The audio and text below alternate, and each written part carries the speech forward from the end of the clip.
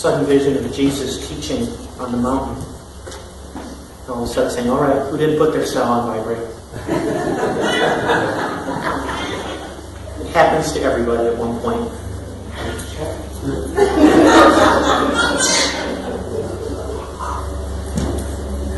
So I want you to take a moment.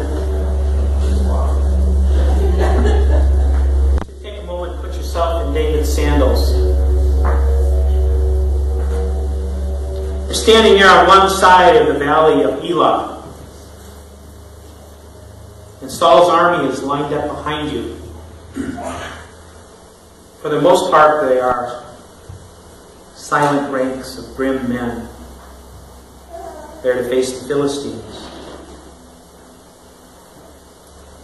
But as you stand there, you can hear some of them are joking and they're calling back and forth. And from what you can tell, anyway, they're betting about how long you're going to last. So you try and you shut those voices out. You ignore those people behind you and you focus across the valley.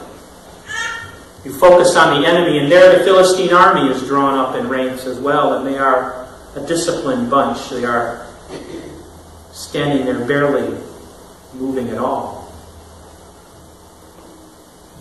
And you look and you see row after row of spear points glistening in the sun. And they look for all the world like rows of dragon's teeth that are just waiting to devour you. They are just waiting to rend flesh from bone and life from death. Destroy you utterly. And as you stand there, you are all too aware that all you have in your hand is your slingshot, just a simple shepherd's weapon. And a staff. And 5 smooth stones.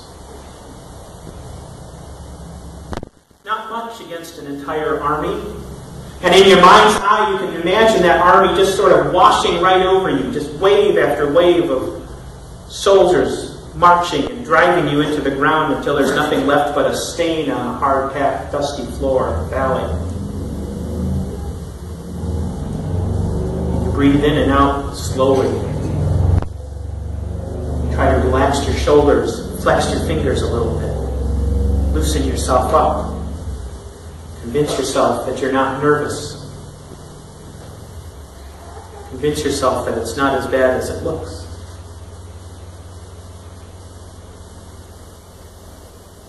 And then as you stand there, you notice there's some kind of disturbance in the ranks in the back of the Philistine army, back where the pack trains and the tents stand. There's this little knot of confusion or something that seems to be gathering back there, and it starts to move toward the front of the line. And you can't really tell what it is, but you see that rank after rank of soldiers parts to allow something through, and then it flows together behind it, and it looks like a boat cutting through water. And as it gets nearer, your eyes start to make sense of it. Only there is no sense to be made, because what you see seems impossible. And then across the valley of Elah, you see that last rank of Philistines part and flow back together behind this disturbance. And there in the distance, standing in the sunlight, is the biggest human being you have ever seen. Goliath. You'd heard the stories from the soldiers. You'd heard about the tales that they told, but in your young life, you've hunted enough to know that the opponent you were facing, whether it's a bear or a human, tends to grow a little bit every time the story is retold. But today, here was proof that everything you'd heard was true. Because the Philistine champion, Goliath, towered above the ranks of the men next to him and behind him. He was a hulking presence with breadth to match his height, and he wore a coat of mail. might have been at home on a horse. And the spear that he slung on his back had a tip the size of an average man's sword. Standing there in the valley beneath the midday sun that baked the earth and caused sweat to run off you in salty little rivulets. Somehow in that heat, you managed to find yourself shivering. Let's make no mistake. Despite whatever flowery speeches might have been recorded, at that very moment, at least, you were seriously rethinking all of your life choices that had led you to this place. And in that moment, you knew fear. Heart-stopping, bone-chilling fear. And whatever happened next would define you. It would define the fate of God's chosen people for who knew how long.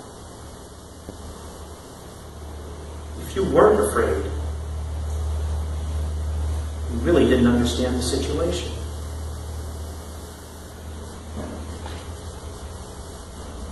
We all face fear at some point in our lives. Probably more than once. Whether it's a bully, whether fear finds us in military service, or a doctor's office, or a family crisis, whether it sneaks in at 3 in the morning when your lights are out but you can't sleep and it seems like the problems of the day are just going to pull you under. We all know fear.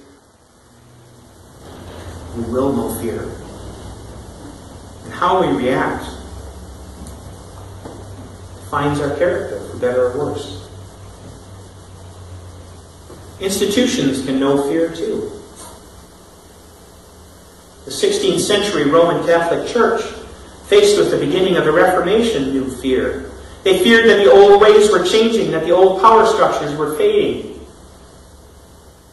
That this marvelous influence they had once had was going away, and that things would never be the same. And they reacted to it. And many wars would be fought, and much blood would be shed until a new equilibrium was found.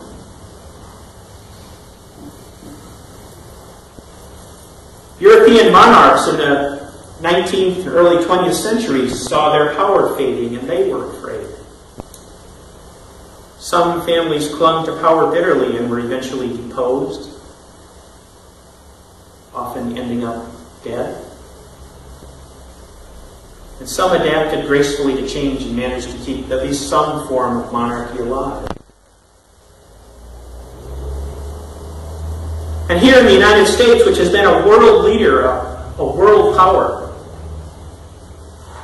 the world power, really for more than half a century, we seem to be facing the same sort of crisis. It kind of remains to be seen, but the signs at least are we may be at a point where we are no longer as important as and as in control as we used to be. We may no longer be the same big player on the world stage that we were a generation ago. And that can be scary to people and to politicians alike. It's scary to look at an uncertain future and wonder if what we know goes away, what's going to come in behind it?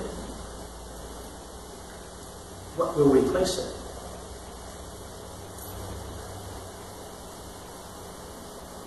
And the church, today's church, the mainline denominations in general and the United Methodist Church specifically, church is also seeing change. We're seeing change and we don't really like it much because over the last few decades more and more people seem to be putting a distance between themselves and the churches that their parents and their grandparents knew. More and more people who know that there is something out there, something that transcends themselves, but who are confused as to what it might be. Many people are now just counting themselves as spiritual instead of religious or instead of Christian. And it may be because of the baggage that Christianity carries. And on the whole, this is reflected in the declining numbers in the church. Shrinking memberships. Shrinking congregations. We find that congregations, faithful and loving congregations that have prospered for generations doing the same things, following more or less the same formulas, now find that those things aren't attracting people. Those formulas are getting harder and harder to solve. And plaintively, they might be crying, we're doing things right, we haven't changed. So why are we finding ourselves in trouble? Doesn't seem fair, does it? It occurred to me last night that we're in some ways, we can be like farmers who perfected the art of growing a particular cash crop. And we've done it for generations. We know how to do it perfectly. Now suddenly the market for that crop is starting to dry up. And we wonder, we're doing everything right.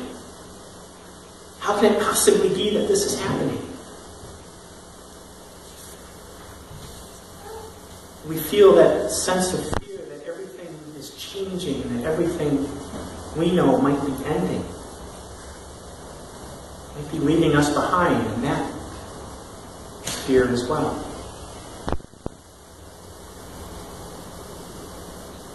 The question that faced David and the question that faces us is, what do we do with that fear? Do we let it paralyze us, or do we let it energize us?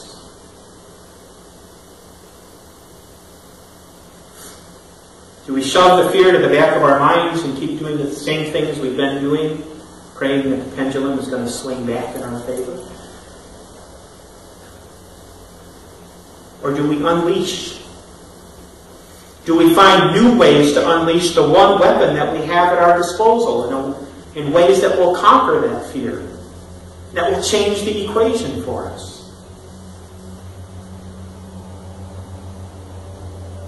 And if you wonder what I'm talking about, I invite you to consider just for a minute, to think back a few minutes to the reading from Mark. You know, the disciples are on a boat in the Sea of Galilee. They've had a hard day of preaching and maybe some signs and wonders. Different things had gone on, and now Jesus had directed them across the sea into some new territory. And he went back to the back of the boat, and he laid down, and he went to sleep. And as he sleeps, resting and recharging in the back of the boat, a storm comes up. A tempest that threatens to sink the ship and kill them all, and the disciples pray for deliverance. And the winds blow, and the waves toss around, and they swamp the boat, and they wake Jesus up, and they say, "Dude, don't you care? We're all going to drown here. How can you be sleeping?" And how does he answer? He simply wakes up, and he says to the wind, and he says to the waves, "Be still."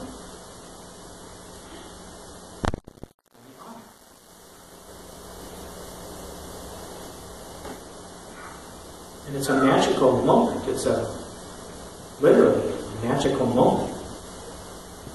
And Jesus shows his mastery over the elements. But instead of victory, do you remember that last line of the passage? Instead of celebrating their victory,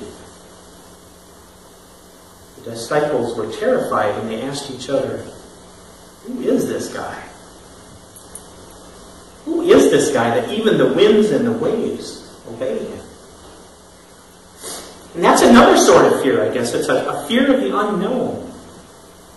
Because they suddenly realized that they had a tiger by the tail, and they weren't sure what to do with it. But in the end, it would take his crucifixion and death and resurrection But in the end, the disciples would eventually realize that they no longer needed to be afraid. They had a super weapon at their disposal. So do we.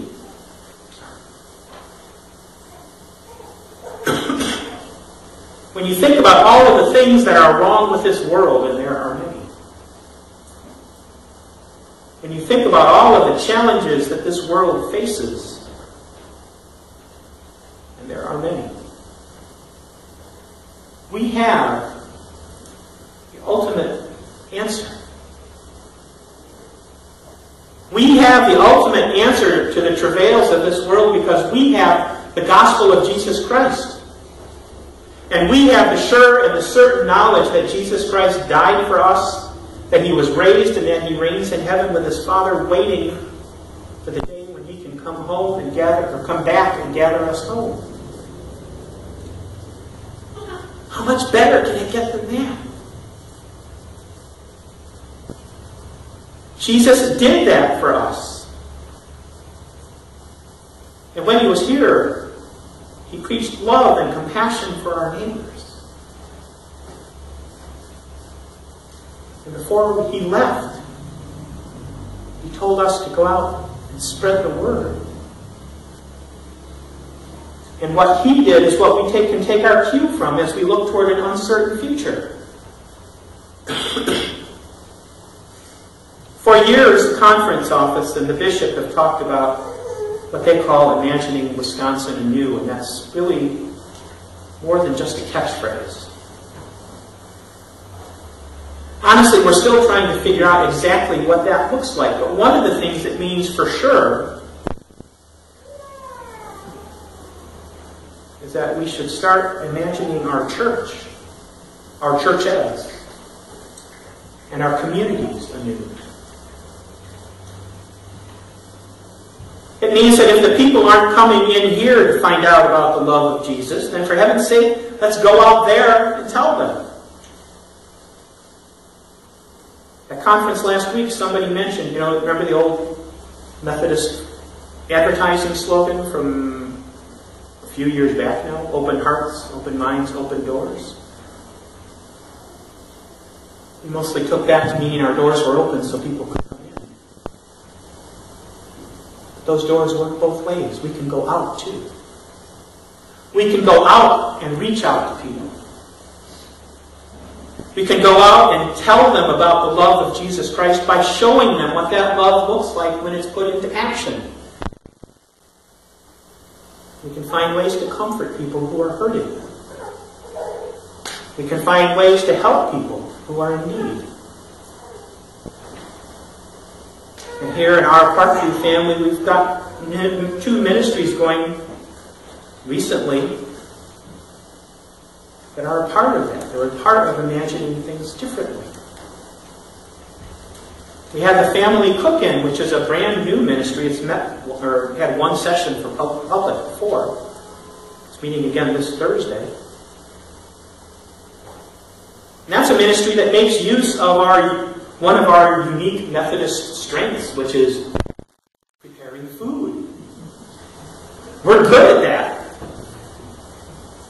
Show me a Methodist church that doesn't have a kitchen, and I'll show you a rarity.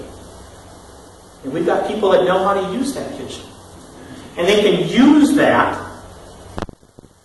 to show other people how to make healthy, nutritious meals.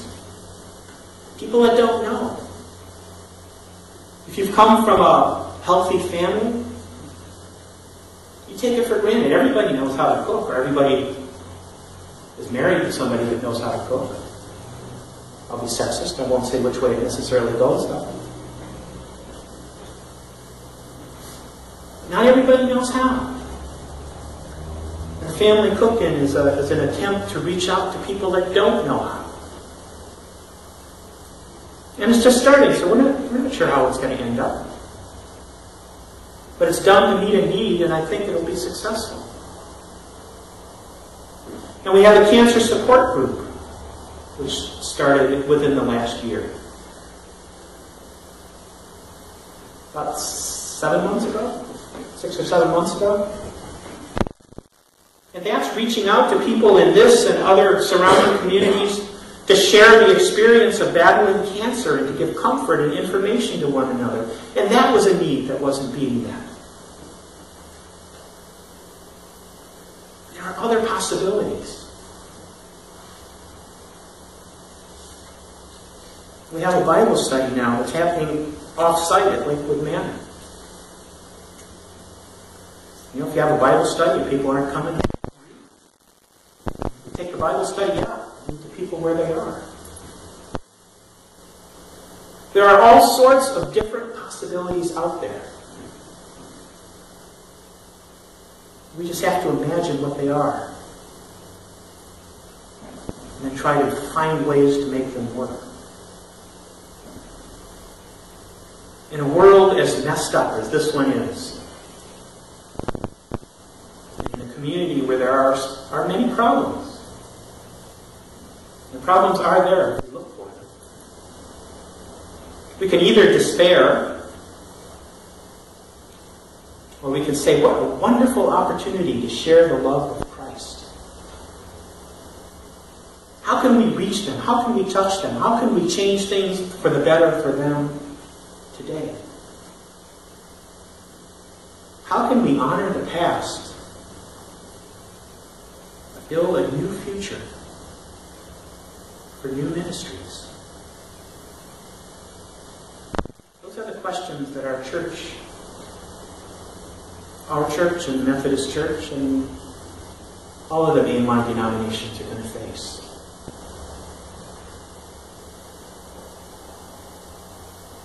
Are we going to let the fear paralyze us? Or are we going to let it energize us? And take Christ to places He has never been before. Amen.